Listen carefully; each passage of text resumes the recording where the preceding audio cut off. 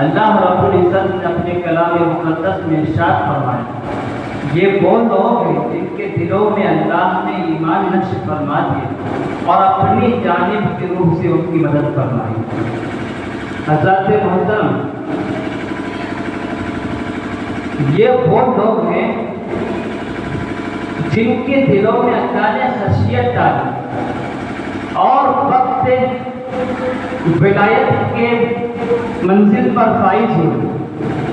صدیقین کی جماعت ہے، صالحین کی جماعت ہے، شہدائے کرام کی جماعت ہے، انبیاء اعظام کی جماعت ہے۔ یہ وہی لوگ تو ہیں جن کے دلوں میں اللہ نے ایمان نقش فرما دیا۔ انہی میں سے ایک ذات جن کا ہم تذکرہ منانے کے لیے یہاں پر حاضر ہوئے، قطبۃ الکبریٰ تاریخ السلطنت حضرت سید مخدوم اشرف جہانگیر سمنانی قدس اللہ نورانی کی ذات مقدسہ ہے۔ حضرات محترم، حضرت سید مخدوم اشرف وہ ذات گرامی ہیں جن کا کوئی ثانی نہیں، لیکن ہر نبی کی پرتو ایک ولی ہے۔ حضور کی پرتو غوث اعظم رضی اللہ تعالیٰ عنہ کی ذات گرامی اور مخدوم اشرف علیہ رحمت و رضوان حضرت سلیمان علیہ السلام کے نقش قدم پر۔ یہ وہ مخدوم اشرف ہیں جب آپ کی ولادت باسعادت بھی نہ ہوئی اور آپ کے والد مالک سید ابراہیم رضی اللہ تعالیٰ عنہ الحمدللہ حسینی سادات ہیں۔ آپ کی والدہ ماجدہ سیدہ خدیجہ جو حسنی سادات میں سے ہیں اور الحمدللہ میرے مخدوم حسنی حسینی سادات ہیں۔ آپ کے گھر کوئی اولاد نہ تھی۔ حضرت ابراہیم فکر میں لگے رہتے تھے کہ سلطنت کی باغ دوڑ کس کے ہاتھ میں دی جائے۔ اسی اثنا میں ایک مجذوب وقت حضرت ابراہیم کی آمد ہوتی ہے آپ کے دربار میں، لیکن آپ کی زوجہ محترمہ سیدہ خدیجہ رضی اللہ تعالیٰ عنہ وہ وقت کی پائے کی بزرگ تھی جن کا دن عبادتوں میں گزرتا اور رات قیام اللیل میں گزرا کرتا تھا۔ وہ سیدہ خدیجہ رضی اللہ تعالیٰ عنہ کی ذات گرامی ہے اور والد محترم دن میں جہاد کے میدان میں ہوتے، رات قیام اللیل میں گزارا کرتے تھے، تب جا کے نصیب ہوتی ہے مخدوم جیسی اولاد۔ حضرات محترم، جب صاحب مجذوب نے جب دربار میں آئے تو اس کو شان و شوکت کے ساتھ ان کی زوجہ محترمہ نے بیٹھایا۔ وہ صاحب مجذوب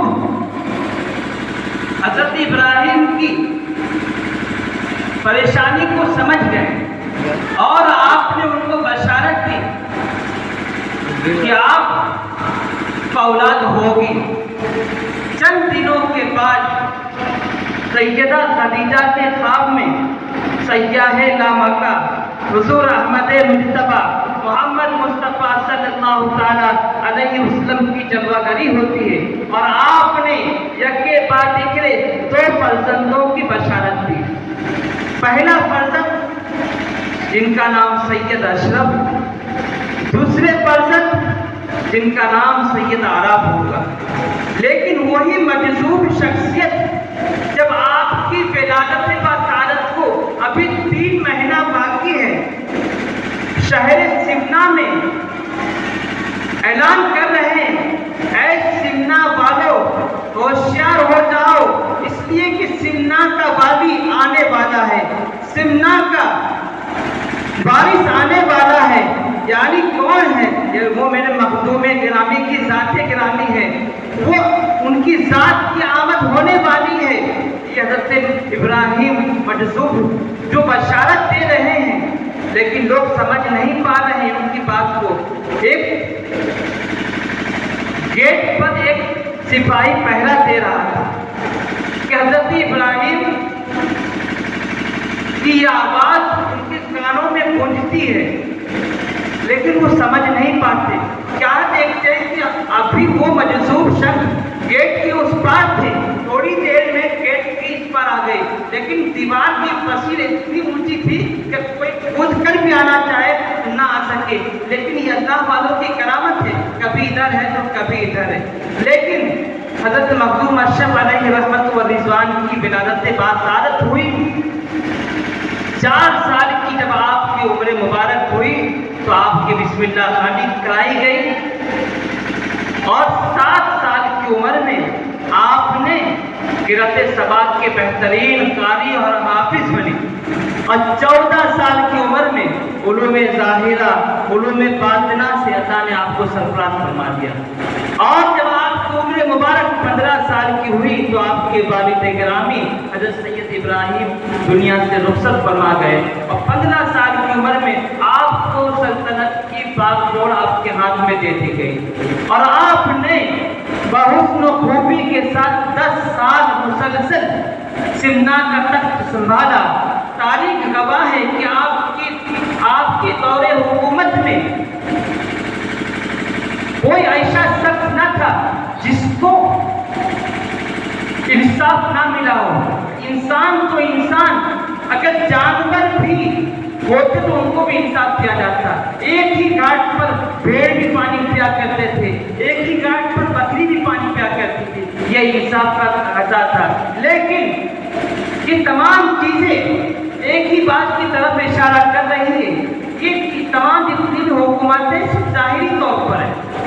اگر باطنی حکومت کو سنبھالنا ہے, باطنی حکومت کو لینا ہے, تو ظاہری حکومت کو ترک کرنا پڑے گا. تب جا کر آپ زمین پر بھی حکومت کریں گے, زمین والوں پر بھی حکومت کریں گے. حضرات محترم, یہی حال حضرت مخدوم اشرف رضی اللہ تعالیٰ عنہ کو کرنا. اور الحمدللہ سلسلہ عشق میں 2 بادشاہ گزرے, دونوں نے سلطنت کو ترک کیا. دونوں بزرگ نے سلطنت کو جب ترک کر دیا تو اس کے بعد ایسی ولایت کے منزل پر فائز ہوئے. فرماتے ہیں کہ اب تک تو میری حکومت صرف انسان پر تھی, لیکن اب میری حکومت اگر سطح سمندر میں اگر کچھ ڈال دوں اور حکومت دوں تو سطح سمندر کی مچھلی کھلا کے مجھے دے دے. ایسی حکومت ہو تو کام کی حکومت ہے, ایسے مردوں کو حکومت کر کے کیا فائدہ. حضرات محترم, میرے مخدوم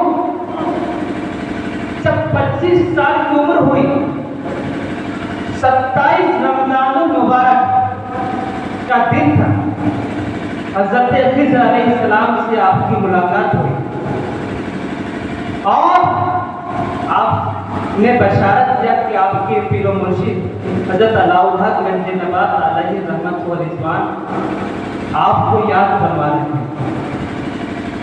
آپ اپنے پیر کی بارگاہ میں جتنی جلد ہو سکے روانہ ہونے کی کوشش کریں. آپ نے رات گزارنے کے بعد اپنی والدہ حضرت سیدہ خدیجہ رضی اللہ تعالیٰ عنہ کی بارگاہ میں جاتے ہیں اور سارا معاملہ پیش کرتے ہیں. ان کی والدہ فرماتی ہے, اے میرے بیٹے, آپ کی ولادت کا یہی مقصد تو تھا, حکومت کرنا آپ کا مقصد نہیں تھا, بلکہ ولایت کی منزل پر فائز ہو کر حکومت کرنا یہ آپ کا مقصد ہے.